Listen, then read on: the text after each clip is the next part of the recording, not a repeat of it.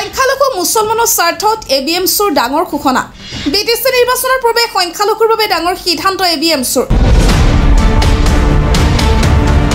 সংখ্যালঘু কল্যাণৰ স্বাৰ্থত 5টা পৰিষদীয় সমষ্টিত প্ৰতিদ্বন্দ্বিতাৰ লক্ষ্য এবিএমছৰ জনাইছে এই মুহূৰ্তৰ বিগ ব্ৰেকিং নিউজ আগন্তুক বিটিচি নিৰ্বাচনত 5 সমষ্টিত প্ৰাৰ্থী দিয়াৰ ঘোষণা এবিএমছৰ সংখ্যালঘু অধ্যুষিত সমষ্টিত এবিএমছৰ নিৰ্বাচনত অৱতীৰ্ণ হোৱাৰ ঘোষণা থুৰিবাৰী ফকৰা গ্ৰাম গুমা মথনগুৰি আৰু শ্ৰীৰামপুৰত প্ৰাৰ্থী দিয়াৰ যুঁজা এবিএমছৰ বাকি 35টা সমষ্টিত এবিএমছৰ যিকোনো প্ৰকাৰত গ্ৰহণ কৰিব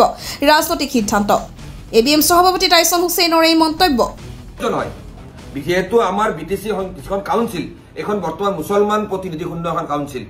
থুরিবাড়ি ফকিরাগ্রাম গুমা শ্রীরামপুর আর মথনগুড়ি এই 5টা সমষ্টির পৰা যেহেতু ধৰ্মীয় সংখ্যালঘু প্ৰতিনিধি নিৰ্বাচিত হওয়াৰ একটা পৰিবেশ আছে তো এই 5টা সমষ্টিৰ পৰা যিকোনো প্ৰক্ৰিয়াৰে এবিএমছয়ে আহি থকা বিটিসি নিৰ্বাচনত আমি জাতীয় চেতনা থকা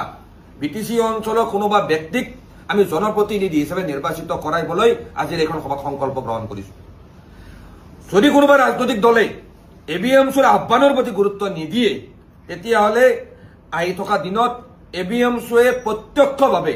বিটিচিৰ 5টা সমষ্টি অৰ্থাৎ ফকিৰাগ্ৰাম থুৰিবাৰী গুমা মথনগুৰি শ্ৰীৰামপুৰত এবিএমছৰ নেতৃত্বত পোনপটীয়াভাৱে আমি নিৰ্বাচনত অৱতীৰ্ণ হয় আমাৰ ফালৰ পৰা প্ৰাৰ্থী থিয় কৰাৰ যাৰ পৰিৱেশ যে নাহিব তাৰ কিন্তু কোনো নুই কৰিব নোৱাৰিব আৰু বাকি থকা যে 35টা সমষ্টিত এবিএমছয়ে যিকোনো প্ৰকাৰৰ ৰাজনৈতিক সিদ্ধান্ত গ্ৰহণ কৰি এই বিটিচি অঞ্চলটোত স্থায়ী শান্তি বিটিচি অঞ্চলটোত সংখ্যালঘু জনগণৰ ন্যায় নিৰাপত্তা আৰু অধিকাৰৰ সংগ্ৰামখনক এক অনন্য মাত্ৰা প্ৰদান কৰিবলৈ কিন্তু আমি বদ্ধপৰিকৰ হোৱাৰ আজি সিদ্ধান্ত গ্ৰহণ কৰিছো।